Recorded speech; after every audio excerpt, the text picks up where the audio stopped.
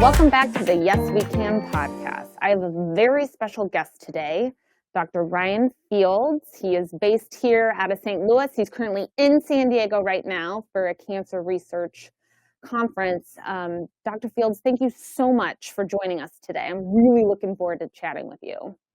Oh, this is exciting, and this is like a break during the cancer meeting that I'm at right now, which we'll chat about a little bit, but this is a lot of fun. It was actually the first time I think I'd ever gotten on a plane to San Diego where the weather was nicer in St. Louis than San Diego. So although it's nice here, it's been beautiful and one of my favorite times of year in St. Louis. So excited to be here. Thank you.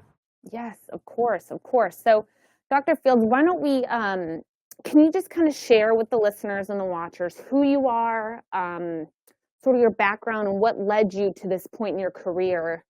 Just like a brief overview of who Dr. Ryan Fields is. Sure. I work at WashU and Siteman Cancer Center. I'm a surgical oncologist and the Chief of Surgical Oncology. So what does that mean? I take care of a number of different solid tumors, in particular cancers of the upper abdomen, so pancreas cancer, stomach cancer, things that have spread to the liver, or cancers that start in the liver. And then I also take care of a lot of patients with melanoma, which is a type of, and the most aggressive type of skin cancer. And about half of my time is clinical in terms of seeing patients and working in the operating room. And the other half is really worked on the research and teaching side with a real emphasis on both of those. So the research, I'm very fortunate to work at a place like WashU and Siteman, which I think, as many know, is one of the top scoring and most well-respected cancer centers in the world. And so I work with a number of different researchers in a collaborative way, trying to understand a number of things about cancer, in particular, how and why some cancers that form are very aggressive and some are not, how and why cancers spread or metastasize, which ultimately is what leads to people dying and suffering from cancer. We also have a really an interest in understanding how and why cancers form in young people at a rate today that wasn't happening even 10, 20 years ago. And then I mentioned research and education, both teaching medical students and residents how to be doctors and how to become surgical oncologists, but also really trying to train the best and the brightest on the research side. And we have a grant from the National Cancer Institute to do just that. And I think that's some of the most impactful stuff that I get to be a part of. And it's truly team science. I'm one of a member of a group of people who work together. And biomedical research, especially cancer research, the sum is greater than its parts. If we get 5 people working together, it's so much more impactful than if 5 people were working independently, and that's kind of the name of the game. How I ended up in St. Louis was when I was a surgery resident, I met and married a St. Louis girl, so we all know how that goes, and I've been fortunate to be a part of the St. Louis community really since 2003, with a 2-year break when I did my fellowship for surgical oncology in New York. So that's sort of me in a nutshell. Yes. Well, thank you so much again for being on. And let's talk about how you and I crossed paths. So most of my listeners know, and obviously my husband Kyle lost his battle with pancreatic cancer last year, April 3rd, 2023, after a 17-month-long battle. Today is actually our 8th wedding anniversary, as I shared with you. So it's a bittersweet day, in his name, I'm trying to continue help further cancer research, especially in the GI space. And so Dr. Fields and I actually met, I think officially, we both are part of an organization called Peddle the Cause. Dr. Fields is on the board. He also raises money and is a big part of that organization. So every year we try to raise money, and every dollar that is donated goes directly to Siteman Cancer Center and goes to feed the most promising studies. Dr. Fields, just some questions about the GI space. And you mentioned this a little bit about cancers being on the rise and affecting patients younger and younger. It's kind of a broad question, right? But can you kind of explain to us your viewpoint? Like, why is cancer on the rise? Why are patients younger and younger getting these GI cancers? It's probably one of the biggest areas of unmet need, as we would say in the research community, meaning we don't have the answers to that question, but the observation's been made. Um, Kyle, may his memory be a blessing, is an example of what just is a perplexing thing. Why does a person with no family history, who's young and no real risk factors, develop pancreas cancer at such a young age? And we see a lot of patients, whether it's colorectal cancer or stomach cancer or pancreatic cancer, that fall into that same group. And so, just for some perspective, if we went back about 15 years, 20 years, the number of people under the age of 50 that would develop colorectal cancer of the entire colorectal population was about 4%. That number is getting up to 20% now. So Wow. the percentage of people that are newly diagnosed with colon cancer are getting younger and younger, and we don't know why. What we can probably say as a research community and in the cancer treatment space is that it's not due to a genetic thing, not something we could just look at and say, you have this gene and that's why it's happening, because we've looked at that and it's not there. And it's probably not something that's just related to a cancer syndrome as well, meaning we've sort of exhausted looking at that.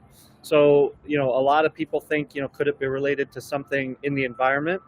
A lot of people say, could it be something related to epigenetics? What is epigenetics? Well, if you kind of think of like our body as a computer, and the hardware is like the DNA. We talk about that all the time. People's DNA are genetics.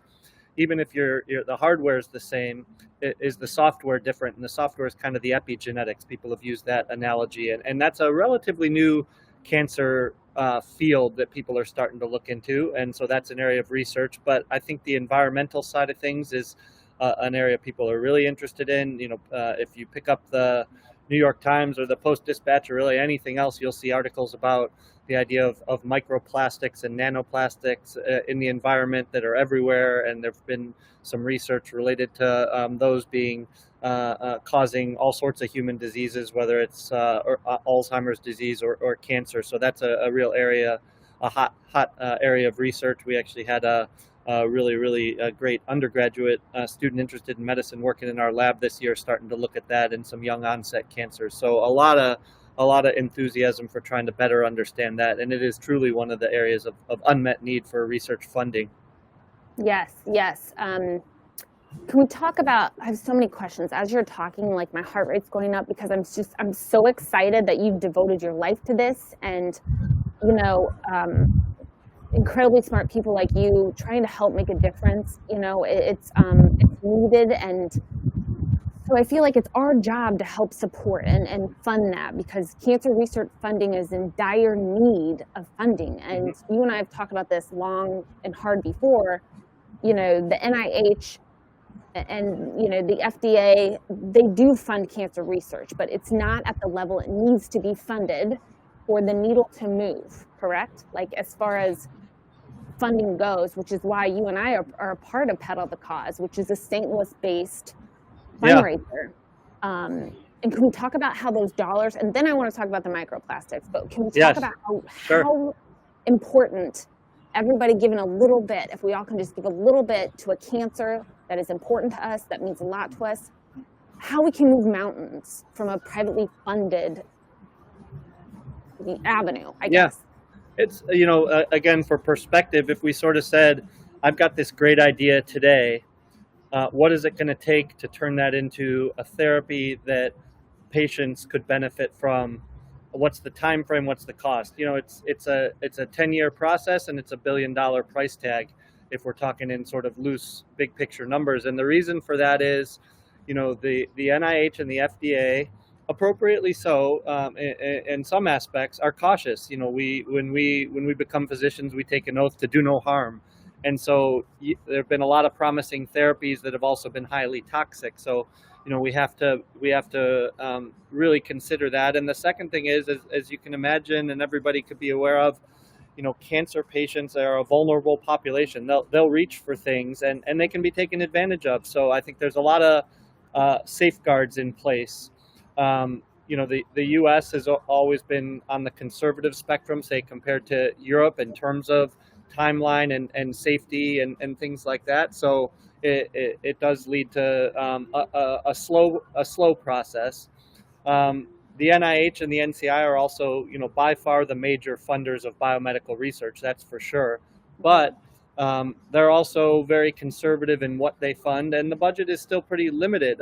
Again, for perspective, the National Cancer Institute funds about 9%, 10% of all applications. So and most of these applications are phenomenal applications. So that means that you've got a 10% shot with a really good idea of getting your research funded by the NCI. And so because of that, they like to see things that have a high likelihood of success. And that means really good preliminary data and really good justification for what you want to do and how you want to spend their money. And to generate that preliminary data, to come up with that justification, you kind of need to do some of the work beforehand. And how do you do that? In no uncertain terms, it's with philanthropic organizations, private fundings, things like Pedal the Cause. I'm wearing my shirt right now. This is the Pedal the Cause shirt for this year. And so an organization like Pedal the Cause, which has raised over $40 million. This is the 15-year anniversary, and as you mentioned, every dollar raised goes directly into the hands of cancer researchers. And for people with a financial background or twist, their return on investment is basically about 10 to 1, meaning every dollar that goes into the hands of a researcher at Pedal gets turned into 10 subsequent dollars in research funding from the NIH or equivalent. So it's the seed money, it's the incubator, it's the venture capital for what we want to do. And how we move the needle. So kind of to your original question, how do we make progress?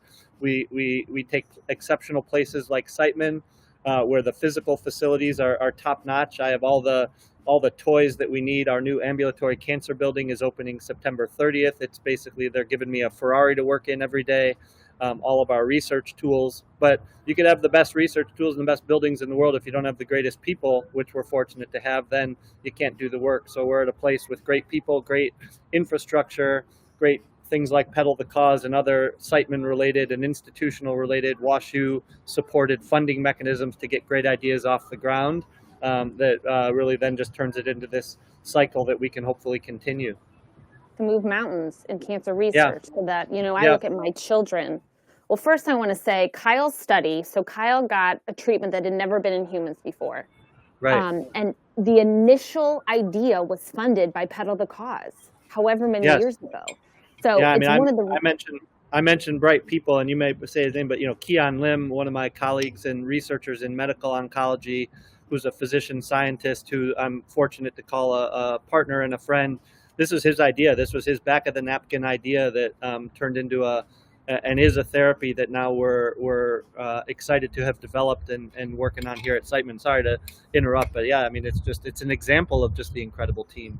Exactly. And to that point, Dr. Keon Lim, when Kyle was diagnosed October 24th of 21, we went to the Mercy ER. So not the cancer hospital, yes. Mercy ER. And they essentially were like, your husband's not going to make it. We were blessed to be transferred to Siteman, and even on that in that team, Dr. Fields, they all were ready to put Kyle on hospice. Mm-hmm. Keon Lim walked in our room expecting to tell Kyle and I that he was going to go on hospice. And Dr. Lim changed his mind as he entered the room, and he saw how young Kyle was, how young I was in the picture of our family. And Dr. Lim said, I'm going to give it a chance.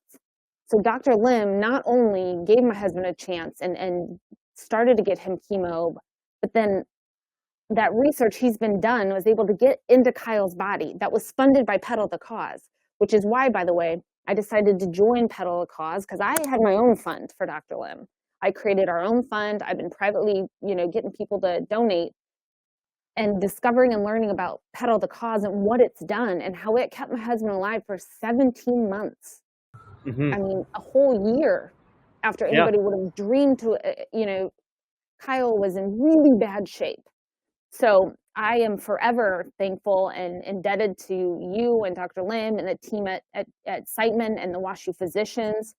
It's one of the reasons that I keep going, because I look at my children and I'm like, you know what, by the time they're older, I want to make darn sure that we have done everything we possibly can to move the needle on cancer research. So if and when their generation starts to get cancer, that we've got better treatments, that there are better options for GI cancers, which hopefully, because this treatment and this whole theory that Dr. Lim has come up with and everybody's on board with and sees the results, we're hoping that not only it works for pancreatic cancer, but colorectal cancer and stomach cancer and esophageal cancer. And I mean, brain, I've met so many glioblastoma widows, by the way. I just Right. mentioned to Yeah. you, I'm coming off the heels of a widow retreat where half the widows that I just met in Atlanta, Georgia are cancer widows, young, all of us young with kids. And so for not only in our husband's name, for our children and their children and your children, we need to continue to fundraise, and we need to speak loudly from the mountaintops that there is promising research happening. It needs to be funded. We cannot rely solely on the government to fund it. No, and I think to your point, the government will pick up on ideas once they think it has a high likelihood of success. And although there are sort of seed and pilot grants within the federal government, that's not really their space. That seed space, again, I'll use the term venture capital type approach, is where philanthropy and private organizations like Stand Up to Cancer and the V Foundation and all the incredible support that we get from some of the professional sports and Hollywood and things like that really makes a huge difference. And the Dr. Lim's expertise and his ideas are sort of emblematic of where cancer therapies are going and where people are thinking, and that's related to things like immune therapy and genetically based or targeted therapies. And so, again, if we go back in time a little bit, probably right now the two of the most deadly cancers are, as you mentioned, glioblastoma and pancreas cancer. Pancreas cancer, 80% of people are diagnosed when it's already spread.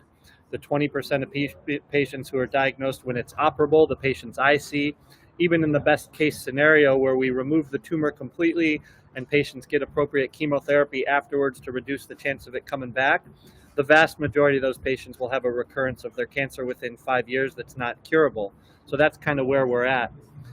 Melanoma was that way 10 years ago. Melanoma, if you were diagnosed with melanoma and it had spread, there was basically no treatment and certainly no cure, and everyone died of metastatic melanoma. Melanoma today is one of the most treatable cancers we have with immune therapies and genetic therapies.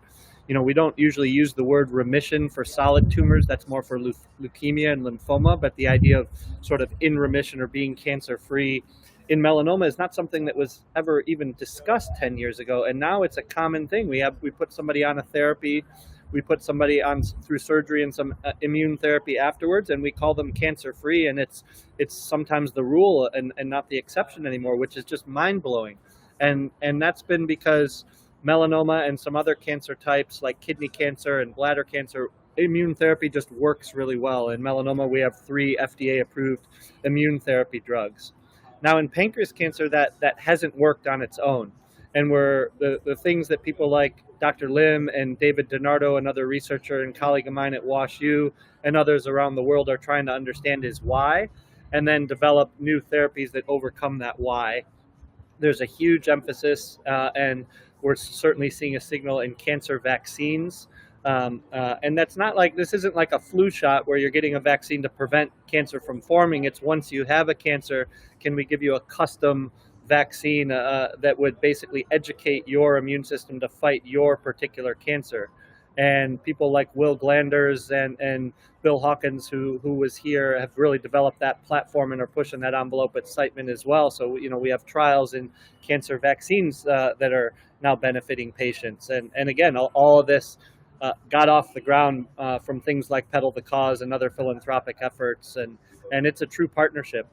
I mentioned initially that I married a St. Louis girl and have been here for a while. And one of the things you learn very quickly is this community has such a local identity and a love of supporting things that stay local and have the potential to go global. So Pedal the Cause is such a huge event. There's all sorts of other things that you see this community rallying on for fundraising, for engagement, and partnership. And it's a partnership.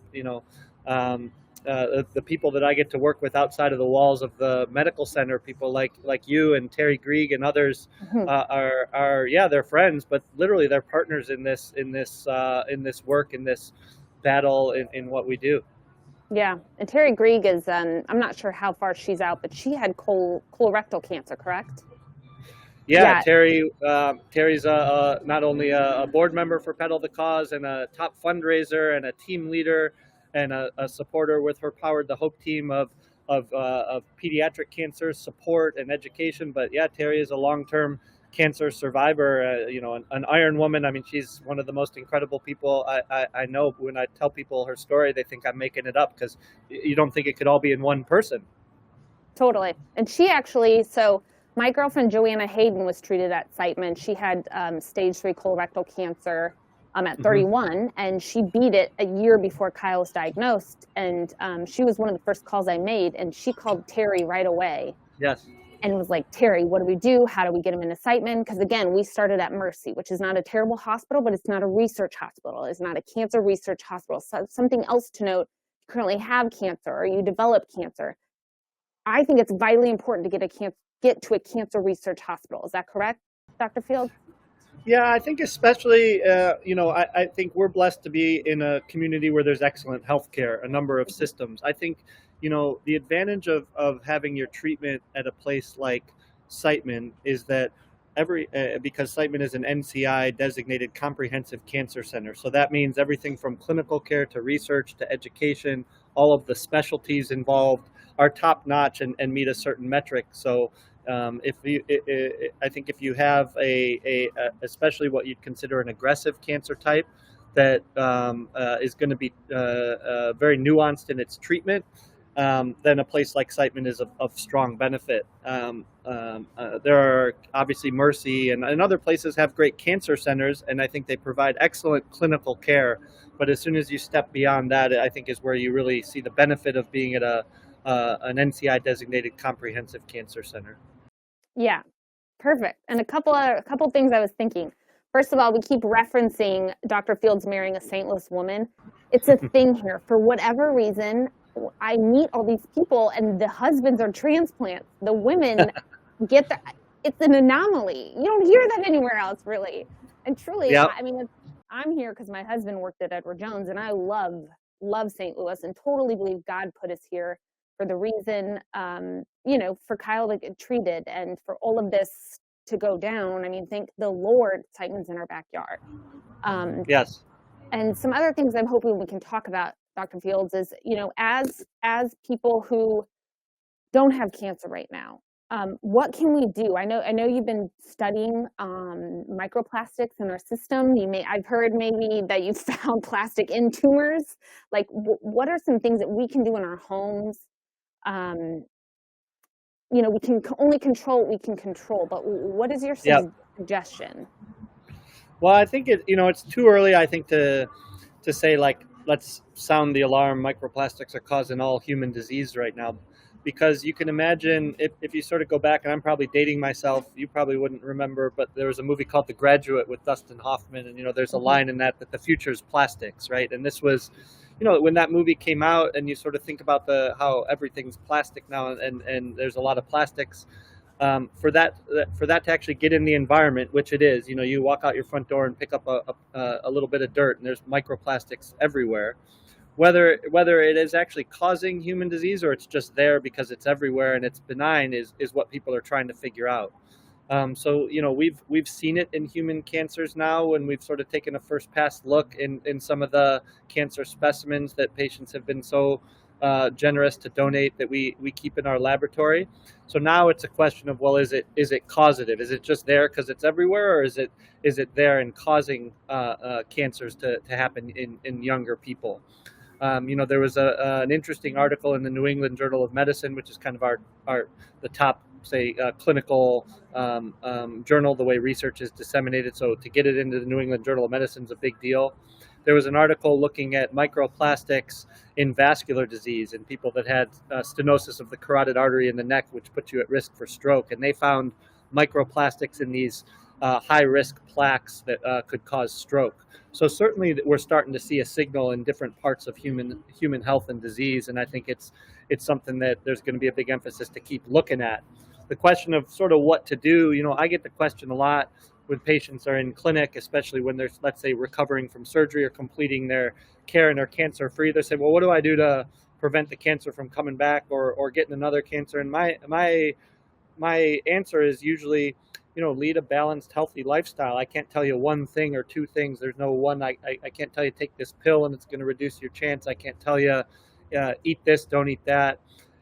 On one hand, you could say, well, okay, never eat sugar again. Don't ever have a candy bar for the rest of your life, which you could tell people that, and probably for your like overall dietary health might be a good thing. But just imagine the mental health of never having a slice of birthday cake again or something like that. So it's all. I think everything in moderation makes a whole lot of sense until obviously there are certain things you don't want to be eating and drinking, but at the same time, I kind of tell people eat something that your mother might be proud of in terms of diet. A nice balanced diet and a nice balanced lifestyle from mindfulness and mental health all the way through physical health. And it's going to be different for different people.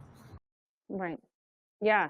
That actually leads me to another question, and that's with stress. Yeah.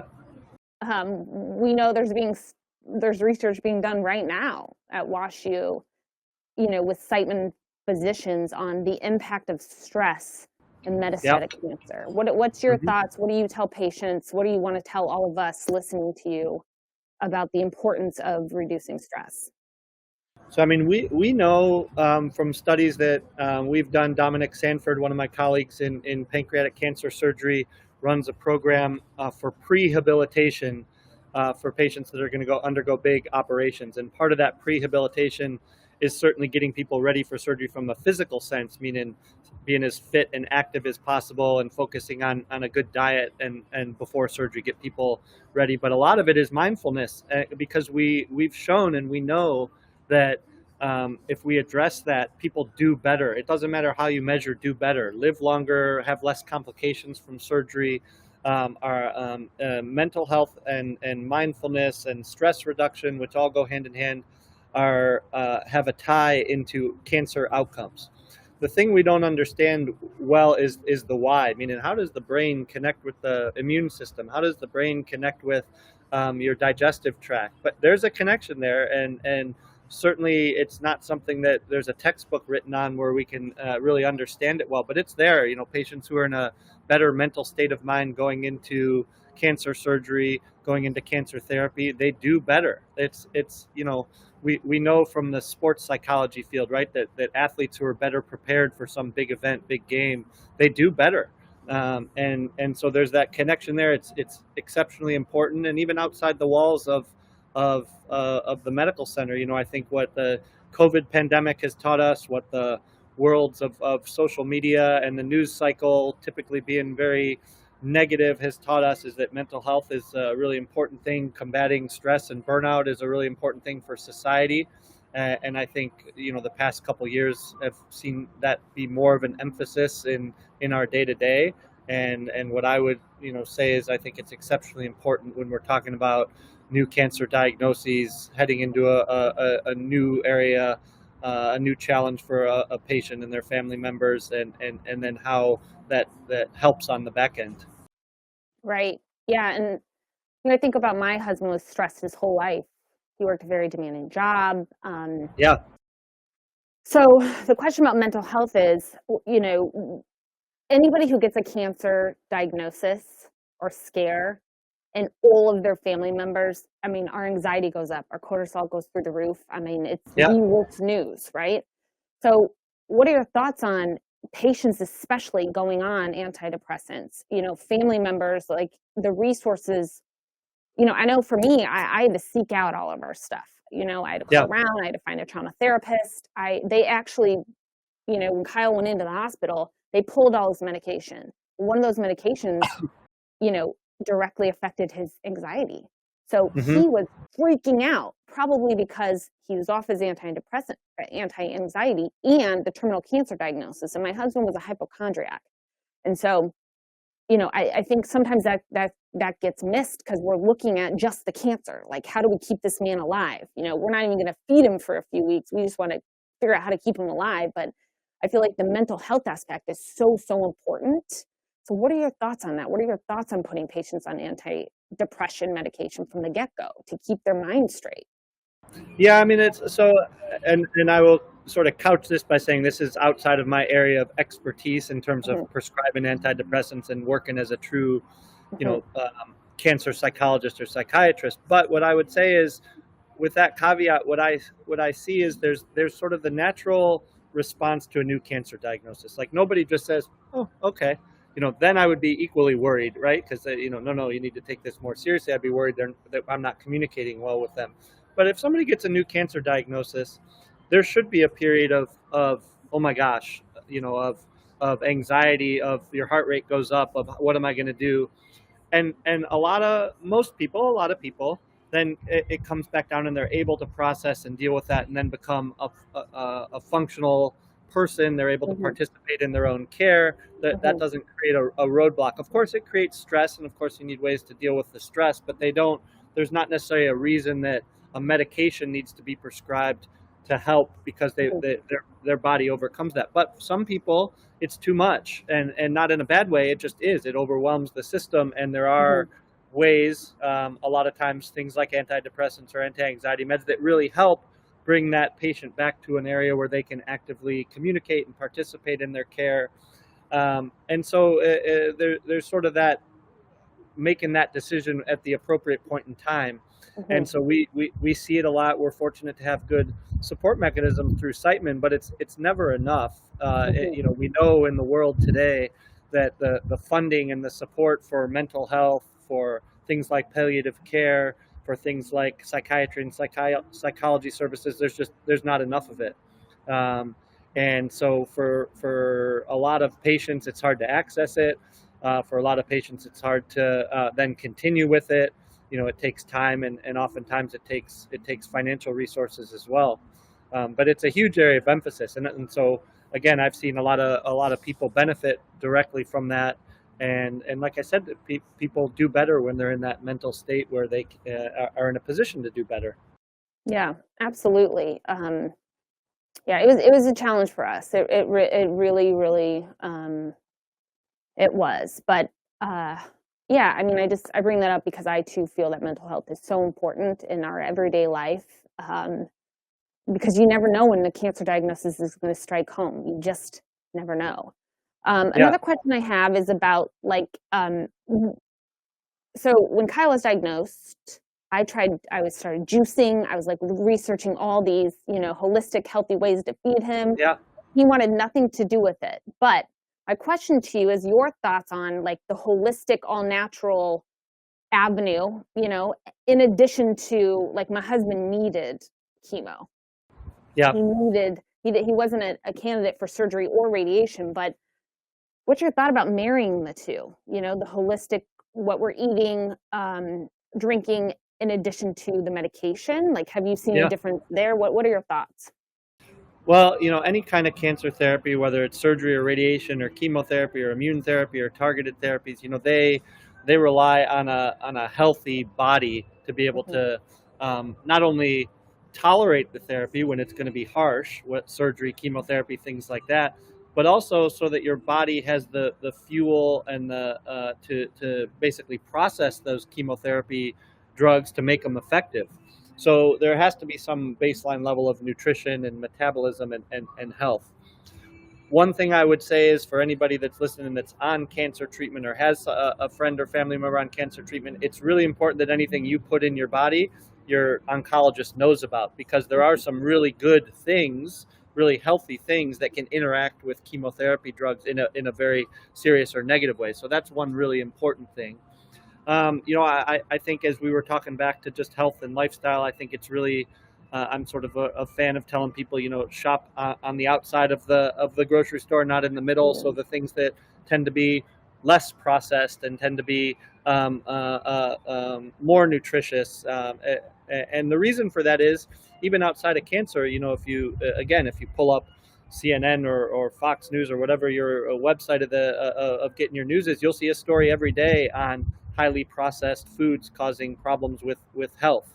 And so it's very clear that there are things that are overly processed, things that are that become highly addictive. There's a lot of marketing around the sugary type things and easy to eat highly processed foods because your body likes them, but they are not healthy and nutritious, and they can certainly create a body that's not going to optimally respond to cancer treatment, and that's not going to optimally be able to tolerate the most aggressive treatments that we have. Yeah, absolutely. And so as I'm thinking about this, we were trying to get Kyle to eat and drink anything because he didn't want to eat or drink anything. His tumor literally, as you probably remember, was squeezing his colon. And so he couldn't pass anything up or down. We had to drain him. It was a mess. But what I find challenging and interesting is, at the hospitals, at the treatment centers, and I'm not throwing stones at anybody, Dr. Fields. Like, I'm so grateful for his treatment and the care team. We got 17 months with him, and we really shouldn't have. But the amount of not alcohol, good Lord, soda and Gatorade, all these red dyes, these things are known cancer-causing agents we're giving to these cancer patients, and even, the dietary options at the hospital. And I'm a health and wellness coach. I was a health and wellness coach before Kyle got sick. And then after he got sick, I went wild. I'm like, what should we be eating and drinking to help our bodies become the healthiest we can be, right? And then these people are going through cancer treatment where chemo is just killing everything. And then we're giving them cancer-causing foods and drinks. Like, what are your thoughts about that? Because I just, I had to sit back because Kyle was like, Kira, stop, get your juice out of my face. And I was like, okay, and he's like, go give me a Gatorade or a Sprite. And I'm like reaching for the fridge, but I'm like, I'm just going to keep him fed. Right. Well, I think we're in a world today where if you kind of think about like a multi-billion-dollar worldwide company like a Coca-Cola or another group like that, they have tremendous resources and clout. And I'm sure when those and other types of companies are sitting in their boardroom meetings, they got to figure out, well, what are we going to do now? And it's usually not, we're going to make, juices that are made from completely natural products and things like that and sell those in the grocery store. It's money. Right. And so there's, you're sort of up against that side of things. Now, is there a way that we as parents and society can teach people that, sure, a can of Coke every now and then probably not going to be a bad thing over the course of your lifetime, but if you're drinking it every 3 times a day, or lots of diet soda or things like that, probably not a good thing. And then on the flip side, how do we as a society incentivize, both from a cost standpoint and from a lifestyle standpoint, to actually get more healthy, natural, unprocessed foods in our body? Because right now, for a struggling middle-class family, it's a lot easier to stop by McDonald's on the way home than go to the grocery store and pick up nutritious, sustainably farm type foods and feed your family. It's not practical. So it's I think myself and others are fortunate to be able to sort of be able to prioritize that in their lives, but it's not the norm. So I think it's something that I think very much needs to be addressed at the policy level of federal and state governments, and it's I think again an area of unmet need in our world.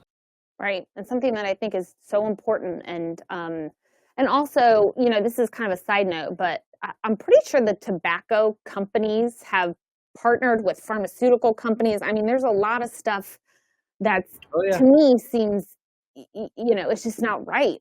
These foods are addictive, and we know that some of them cause cancer.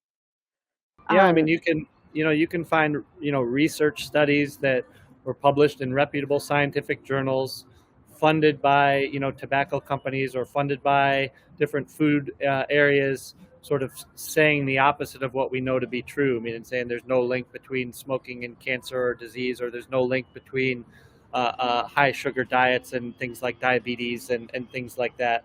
Mm-hmm. So, as much as people hold physicians and researchers with a lot of reverence in society, they're people too, and some of them are not doing what I would say are the ethical or the right things. There's it's not surprising that in Missouri, for example, we have one of the lowest cigarette taxes in the country and one of the highest rates of lung cancer in the country. So there are a lot of things at the public health and society level that ordinary people can do to put this on the radar of our policymakers. But obviously, there's a tremendous amount of money that's involved in this because tobacco and other industries, they have a huge footprint, they have a huge lobbying presence that is something that's a barrier to making an impact. Yeah, absolutely. So question about funding and things like breast cancer. Yeah. We have come a long way with breast cancer. So question, Dr. Fields, is it because breast cancer was privately funded? It came on everybody's radar, and there's tons of fundraisers. And I mean, why have we moved mountains in certain cancers and Yeah. not others? So, one of the biggest reasons that breast cancer is a more treatable cancer, say, than something like pancreas cancer or glioblastoma, as we talked about, is that there's a screening test that works in breast cancer, mammograms. So we catch a lot of breast cancer when it's curable. Although there's no screening test for something like melanoma, most people, if they have something growing on their skin that's new and whatnot, will see it and be concerned about it. Things like pancreas cancer, unfortunately, we don't have a screening test. There's no blood test for pancreas cancer. There's no scan that you could get regularly that will pick up pancreas cancer that has been shown to work as a screening tool like a mammogram. So breast cancer, we catch a lot more of them early. And then the treatment is a lot more effective than some of the therapies that we have in pancreas cancer. So, for example, a lot of women who are diagnosed with a breast cancer that has receptors on its surface for estrogen and progesterone, what we call ER/PR positive cancers, when they get treated for their cancer, they will often go on these hormonal therapies for a time period afterwards that will significantly reduce the chance of it coming back. We don't have that same thing in pancreas cancer. There is, however, forms of breast cancer. In particular, there's a type of breast cancer called a triple negative breast cancer that's one of the most aggressive cancers we face, similar to pancreas cancer and glioblastoma. And some of my colleagues at WashU, I had mentioned Will Glanders previously, and others are working on developing some of these immune therapies and other treatments to work really well in that subset of triple negative breast cancer that's so lethal. So it's kind of, we see the yin and the yang there. We see the success, what we've done in breast cancer and why with mammograms and having an early detection test, and then some of the treatments, but also some of the barriers in the more aggressive forms of breast cancer. And what I would say is we've talked a lot about therapies and new therapies for cancer. A totally separate space that I think is really important and somewhat underfunded is early detection of cancers. As much as it would be great to find some new therapy in pancreas cancer, it would be even better to develop a way that we could pick it up earlier at a point where it was totally curable, with a blood test or an imaging test or something new that people are working on. So that's a big area of emphasis as well. And correct me if I'm wrong, that's where a lot of the FDA funds are going. That's where they're focusing a lot of their attention is early detection, from what I understand. Yeah, there are, the government will come up with what they call areas of emphasis or special needs. So, for example, we've been fortunate to be funded through the Cancer Moonshot Initiative, which, is goes back some time. If people remember, it was back when President Obama at the time was giving a State of the Union, and he turned to then Vice President Biden and said, I'm going to announce this initiative. We're going to put $1 billion into cancer funding. And he turned to then Vice President Biden and said, you figure out what to do with it. And, it was named the Beau Biden Cancer Moonshot in memory of Vice President Biden's son who died of brain cancer. And so the first thing that Vice President Biden did was he assembled this blue ribbon panel of cancer experts to say, okay, how should we spend the money? What are the areas of emphasis? And early detection was a big one. It was one of many, but early detection was a big emphasis. So there's a lot of initiatives in a lot of different cancer types, including pancreas cancer and GI cancers, to come up with better ways to develop a screening test, to develop a mammogram equivalent, if you will, a colonoscopy equivalent to catch these cancers before they even form. Yeah. So question about that. So I guess what I'm trying to get to is, was breast cancer privately funded? Yes, funded by the government, but a lot of private funds went to those right? Early screenings. It was given to the breast cancer experts, and now we're at this point today where it's highly treatable most of the time. Yes, I would say that breast cancer from things like the Susan G. Komen Foundation and other efforts, as well as a lot of advocacy, back in the 80s and 90s, led to a lot of well done clinical trials that changed the way we look at and treat breast cancer, and have made a huge impact in a way that's probably disproportionate than has happened in other cancers because of that philanthropy, because of the advocacy, because of the outreach, because of the direct engagement. And a lot of that was, at some point, the federal government figures out how they're going to allocate their money. And lobbying is still effective. So organizations that are things like the Susan G. Komen Foundation and others that also have a lobbying effort to go and talk to Capitol Hill, talk to leaders about, hey, here's what's important from our perspective in cancer research and breast cancer research certainly makes a difference. Yeah, it's interesting. I'm actually a member of the Digestive Disease Coalition. They're in Washington, Yes. D.C. right now. I'm representing pancreatic cancer. I'm not able to be there today because I just got back from my retreat and I need to spend some time focusing on my kids this week. But going to Washington, talking to those members of Congress or their representatives, it matters. They listen. Yeah. And so, I have one other question, and then I want to talk about what we can do from your perspective, what we can do to help move the needle. But I Yep. have one question about alcohol. Do Yeah. you find do you see a direct correlation between heavy drinkers and GI cancers or cancers in general? Yeah, I think there's been a lot of research that has really come out almost in the past 1 to 2 years, and we're fortunate to have one of the world's experts on this topic and really both obesity related cancers and how our diet and in particular alcohol interact with cancers. Her name is Yin Kao. She's a colleague and friend in the public health space and cancer genetic space at WashU that has a lot of research funding to look at these areas in particular.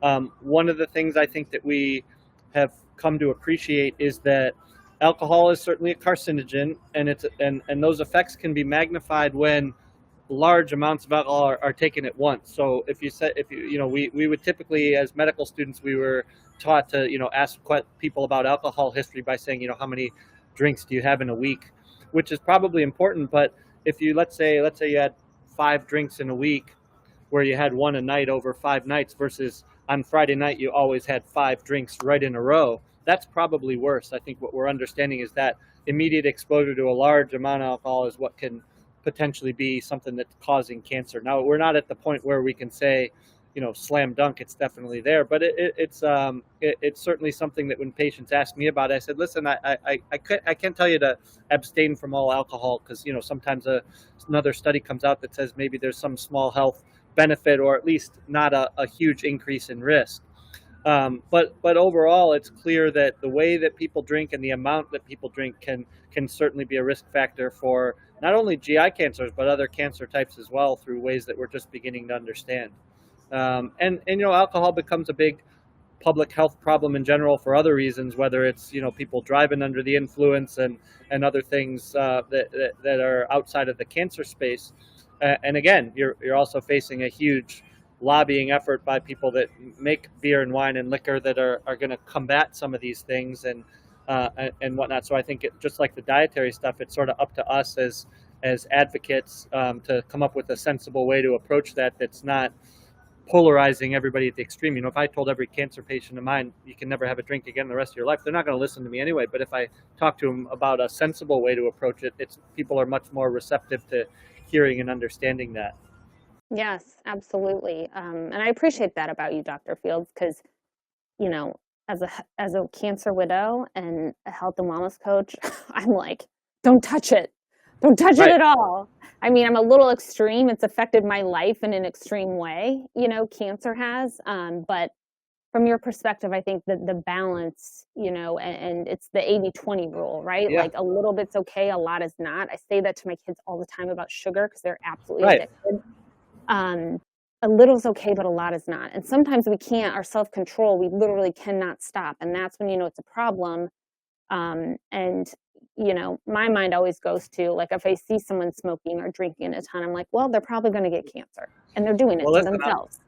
I'll tell you, in a couple of weeks when we're doing pedal the cause, and I'm at about mile 90 of my 100-mile bike ride, what will keep me pedaling for 10 miles is the thought of crossing the finish line and after having a protein shake or something, having a very, very cold beer as well. Right. So this is the way the world works, and people, monks have been brewing beer for centuries, and they live a long time, so they've figured out a way to do it in moderation in the right way with a balance of mental health, I'm sure, too. So Exactly. there's ways to enjoy life, like you said, in a very balanced and responsible way.